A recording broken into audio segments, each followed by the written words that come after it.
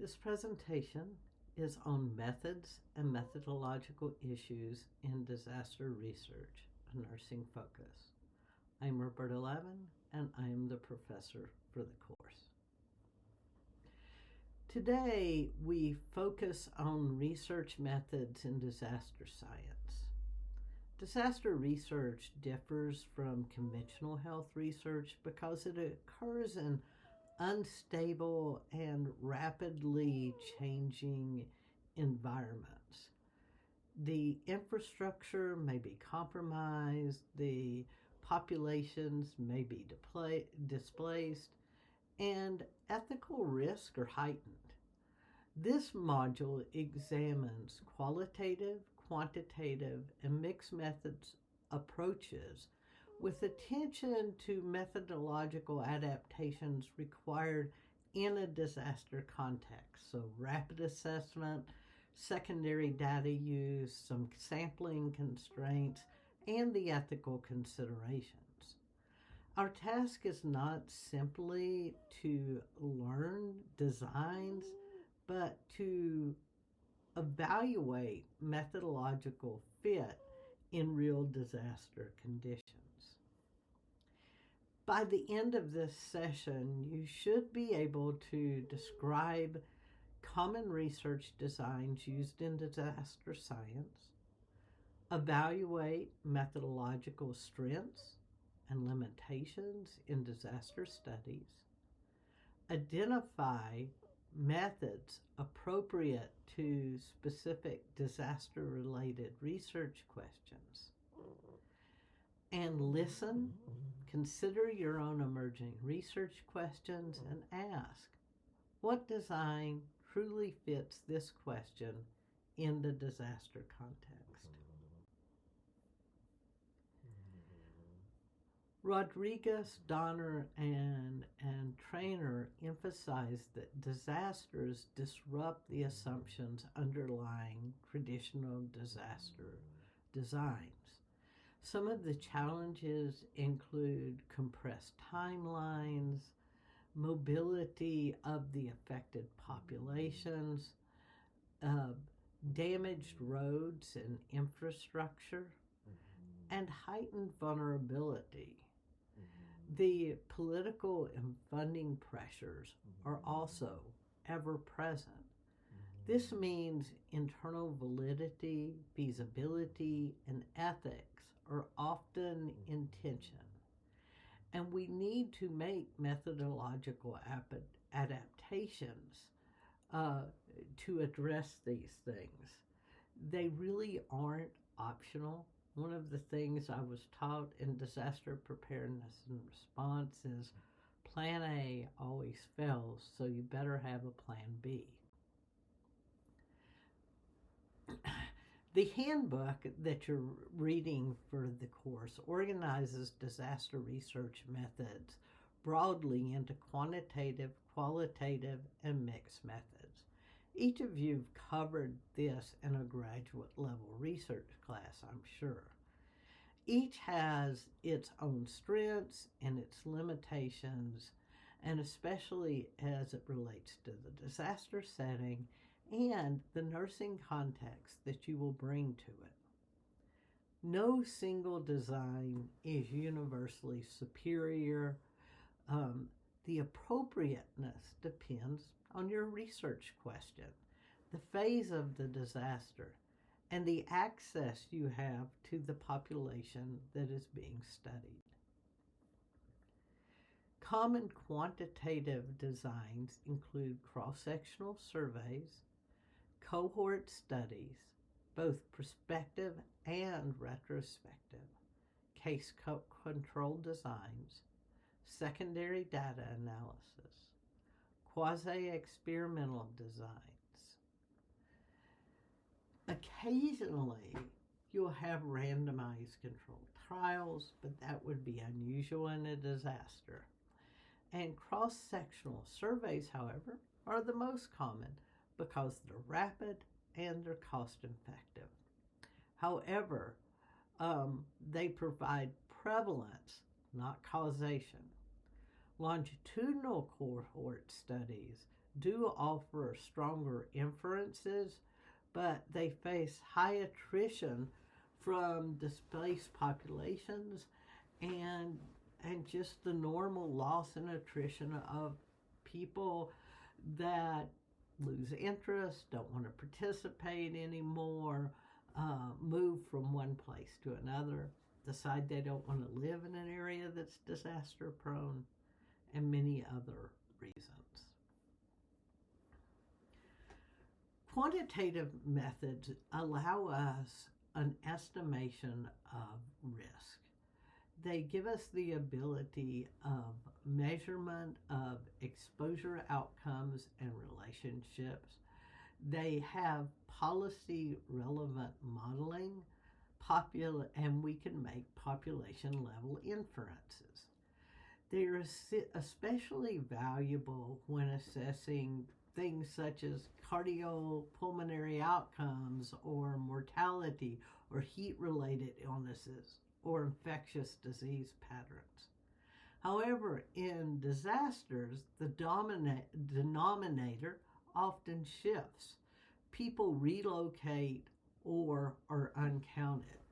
And this can be compromising to the representativeness of the sample.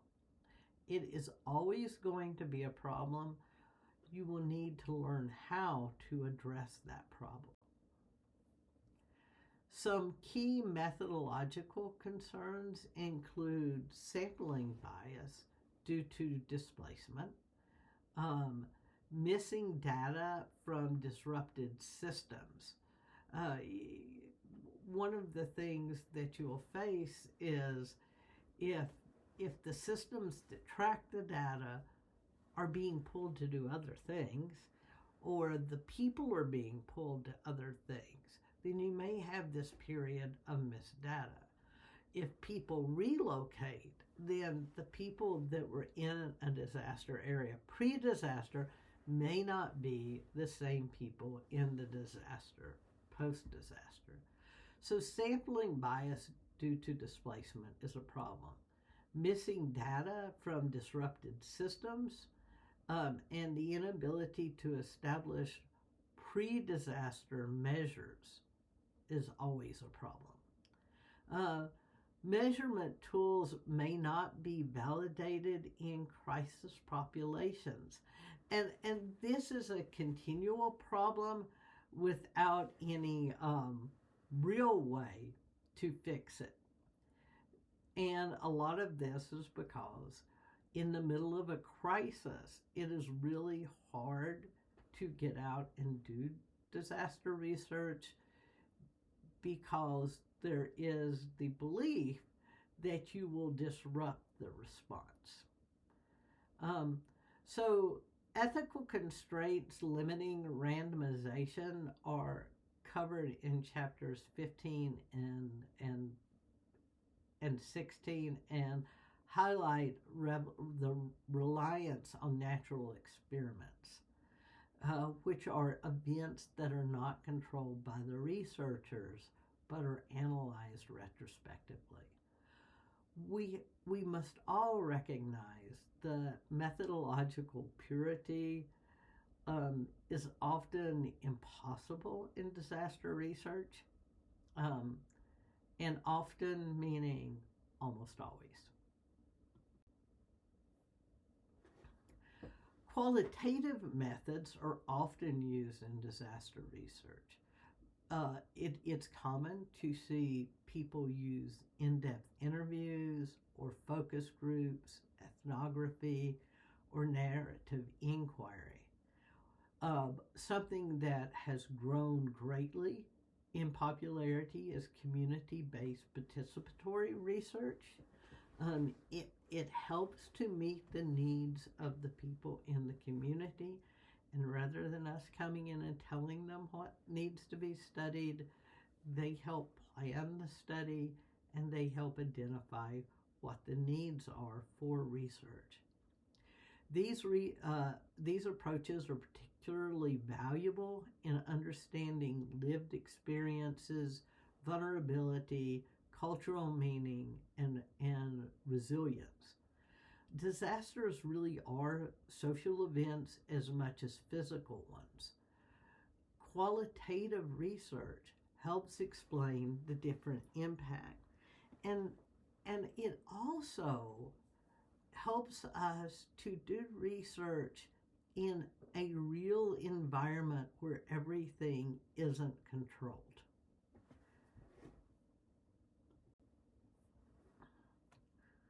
So let's talk about some strengths. So one of the things we want to do is capture meaning and interpretation. And qualitative research does that. It reveals some of the unanticipated themes. It helps us to see people through the eyes of those who are experiencing the disaster rather than our preconceived ideas that are identified in our research question. It centers marginalized voices and it informs culturally responsive interventions. Some of the constraints include the emotional burden on participants and the researchers. It's hard when you're going out in the field and you're spending time with people and you're hearing their stories. It is really hard not to become immersed in the experience and to feel that you are part of it. There are access limitations, and there is the need for trauma-sensitive interviewing. You're going to have smaller sample sizes, which do limit generalizability. Chapter 17 underscores excuse me, that disasters are embedded in the social inequalities that do exist. Qualitative work is essential to uncover this structural vulnerability. So, I would suggest everybody stop at this point, take a break for just a minute, actually take 15 minutes, just like you would if you were in a face-to-face class, and then come back and we will continue to the next slide.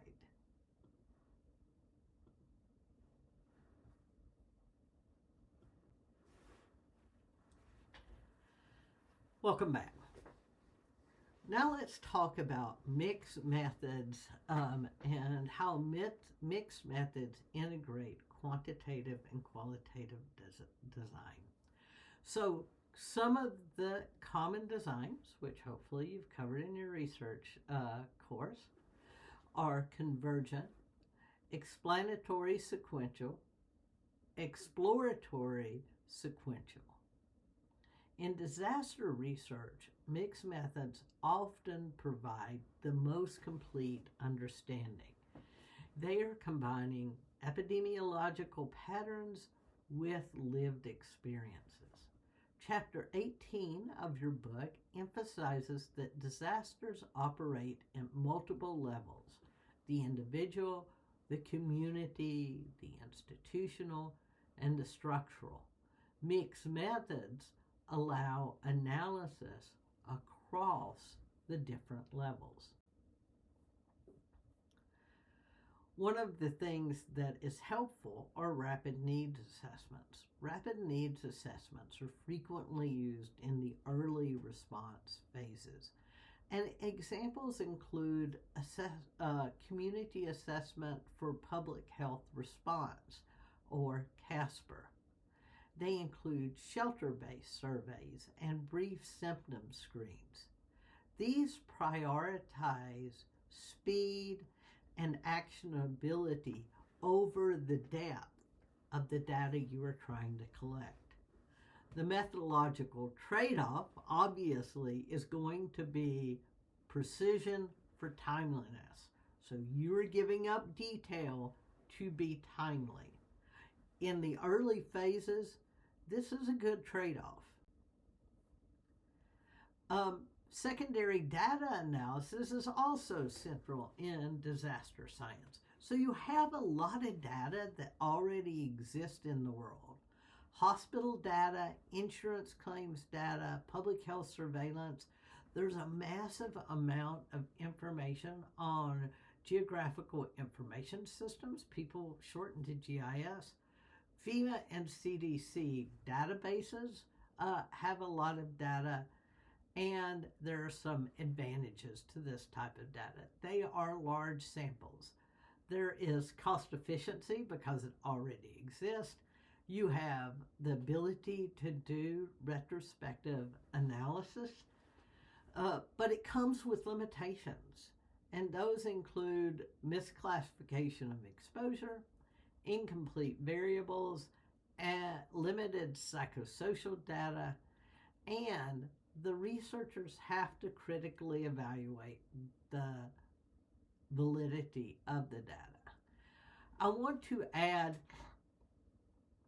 a few more thoughts that are relative to this type of data.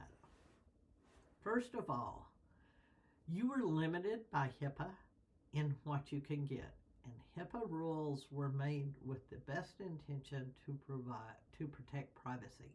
And they are, in their own sense, a disaster for disaster research.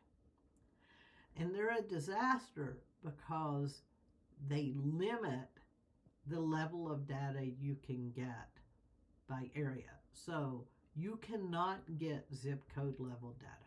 You just can't. And the problem with that means that for a lot of data, the smallest level of data you can get is county level.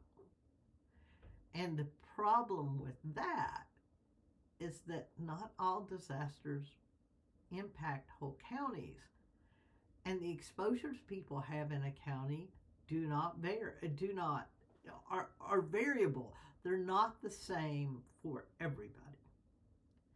And all you have to do is look at the houses that are in poor or underserved or industrial areas as opposed to those that are in the areas of people with really high incomes. And when you can only get county level, you're lumping all of that together. Insurance claims are even worse. Lots of insurance claims data will only give it to you by what is referred to as a metropolitan statistical area. And the problem with that is there are some states, especially rural states, that may only have one or two, which means it lumps everybody outside a metropolitan statistical area into the same category. Whole states are rarely hit by disasters. So you may lump all the people impacted by a tornado into the category of all the people that have never been hit by a tornado. So it is problematic, and I understand that policymakers did this with good intentions, but sometimes good intentions cause harm. And this is one of those things that is really problematic if you're trying to do the research, and there is no real good solution to this problem. So there are a lot of ethical complexities in disaster research, so I'll mention a few of the most common concerns, and they are that you have vulnerable populations. There is a risk of re-traumatizing people.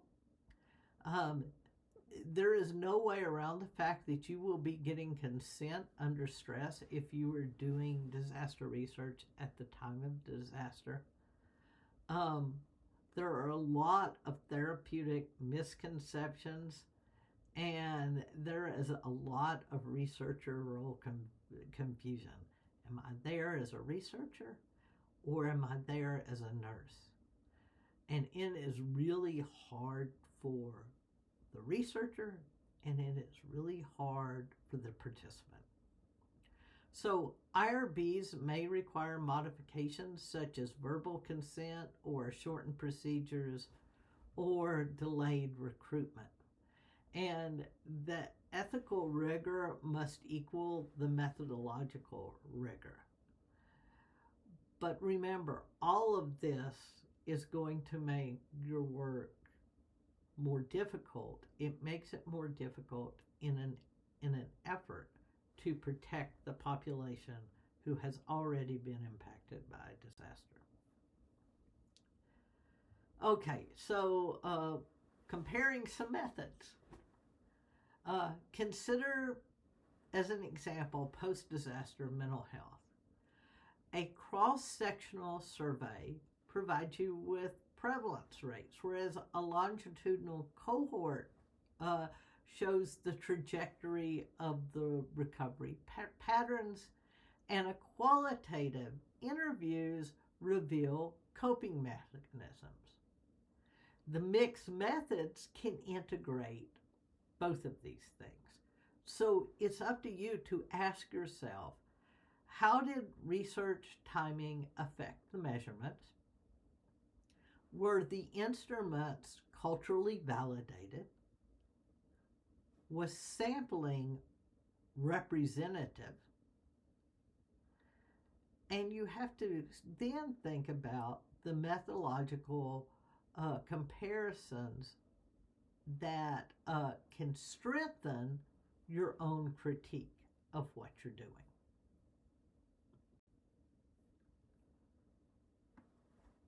When you're selecting a method, it requires answering some questions. So, what is my precise research question? Now, this is something a lot of graduate students struggle with. First, they're too broad, then they're too narrow. I mean, it's like the three bears, and then you find just right. What disaster phase am I studying? Most people do not study the entire disaster cycle. They pick a phase, and that's what they study. What access constraints exist? And this will be different for every disaster. And what ethical issues apply? So here's an example. If you're evaluating a resilience intervention, then quasi-experimental or mixed methods may work. So if you're wanting to understand the lived experience, if you're wanting to understand lived displacement experience, then qualitative is probably your best choice. If you're interested in estimating heat-related cardiopulmonary admissions, then secondary quantitative analysis is probably best. So methodological fit is central to what you are doing. You have to know what question it is you're wanting to answer. So for this module, you're going to locate 3 peer-reviewed articles in your area of interest. You're going to identify the design, the sample, the methods, and the findings. And then you will evaluate methodological strengths and limitations. This exercise isn't graded, but it supports scholarly discussions. So organize your literature by method, disaster type, population, and outcome. And this will support your article review number 4. So for article review number 4, go beyond just a summary. You should critically evaluate methodological research, rigor, and assess sampling, timing, measurement, and validity. Identify strengths and limitations. Discuss implications for your own research questions, and demonstrate the analytic depth. So not just a description. So in conclusion, disaster research really requires adaptation without sacrificing rigor or without violating HIPAA. Some of the key principles: methods must match the questions. Context shapes the feasibility of what you're going to do. So you need to know the context in which you are working. Mixed methods often provide you with the depth and the breadth that you are going to need. And then you have to be ever vigilant to ethics. It really is essential. You are dealing with an already vulnerable and traumatized population. So, a final question for you for reflection is, if your ideal design is not feasible in a disaster context, what compromise can you make that preserves the greatest scientific integrity? And that is always your question.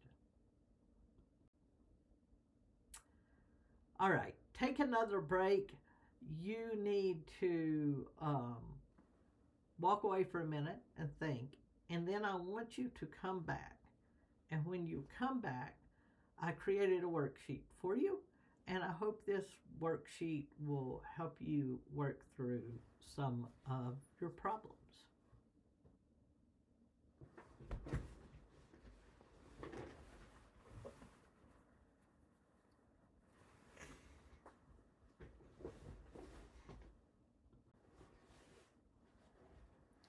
All right. I tried to put together a worksheet for you that I hope will help. I'm putting a Word version that's kind of a checkbox thing in the online site, so you'll have it and you can download it. But I want to walk through it a little bit first. So this is meant to kind of frame the worksheet as a structured tool for evaluating methodological fit in disaster research, kind of with a nursing lens. It'll explain how, I'm going to explain how you'll use the worksheet and how you could potentially use it for your reviews. So let's go through this. So first of all, clarifying the research question. You want a narrowly defined question that determines feasible design under disaster constraints. So is the question descriptive? Does it give you a what and when? Is it explanatory? Does it give you a why? Is it predictive? Does it give you a who or a what is at risk? Or evaluative? Does it work? So some questions are phase sensitive. They'll work well under mitigation and preparedness, which favors risk assessment or simulation. Response favors rapid assessment, and recovery allows longitudinal work. You need to know the alignment. So if the question seeks mechanisms, but design is cross-sectional, note the limitation early in your work. Next is the study design and the rationale. So we presented some common designs: cross-sectional, cohort, case control, experimental and quasi-experimental, secondary data analysis, qualitative, and mixed methods. So you want to ask for an explicit rationale tied to the constraints of disaster. So you need to know about timeliness, about access, and about infrastructure. You may have to make adaptations. You may need shortened instruments or remote data capture, cluster assignments, or you may need natural experiments. Next, think about sampling and recruitment. So think about whether or not populations are displaced. Are they in shelters? Um, are there damage registries that could be drivers of selection bias? Um, Meaning you're only sampling the people that had major damage and are in a registry as opposed to those who aren't. And then some contrast probability sampling. It is rare in response. Uh, so, what is the venue that you're working in? Is it there are shelter-based approaches, and there are administrative data sets. So you need to think about and probe into what the attrition management is in cohorts and ask how missing data is being handled. So, how are you weighing it? How was the data input? Who put it in? Was everybody doing everything in the same way? And even in really good data sets like CDC, sometimes you'll figure out, why does this look wrong? Why does it? It's because something was miscoded in the big data set. And then, of course, to get that recoded, you have to go back to the owner of the data. And that can be really difficult and really time consuming. So, part 4 is the measurement and data collection. So you need to make sure that you're using validated instruments that are validated for your population, the language, the post-disaster context, and be careful about using unvalidated scales. If you look at the DR2 website, there's a lot of validated scales that NIEHS maintains. I would suggest always first looking to see if there's already a validated scale. Your timing matters. So immediate post events versus delayed events and the capture of different phenomena. So acute stress versus long-term PTSD versus chronic disease exacerbations. So for qualitative work, you require trauma-sensitive interviewing, safety planning, and reflexivity in your write-up. Now, part 5, analytic approach. So you need to match your analysis to the design and the measures. So logistics matters versus, for example, poison control counts. Mixed models for repeated measures. You need to account for clustering, so household and shelters. And for confounding, so exposure gradients and socioeconomic status. For mixed methods, look for purposeful integration, so joint displays and meta inferences rather than side-by-side reporting. In part 6, I want you to think about ethical considerations. Are vulnerabilities acknowledged? What does it mean to have consent in a disaster setting? So always center vulnerability and consent under stress and the risk of re-traumatization of the people impacted by the disaster. Clarify when you're going to have verbal consent or delayed consent is justified. And then differentiate research versus service delivery to avoid any therapeutic misconceptions. Expect IRB adaptations and safety protocols for participants and for the researchers. Remember, the ethical rigor is every bit as important as your research rigor. In part 7, think of the strengths and the limitations. So I encourage you to separate design inherent limits from disaster imposed constraints. Ask whether limitations threaten the inference or simple scope, and discuss the credibility and the transferability of the qualitative work you may be using.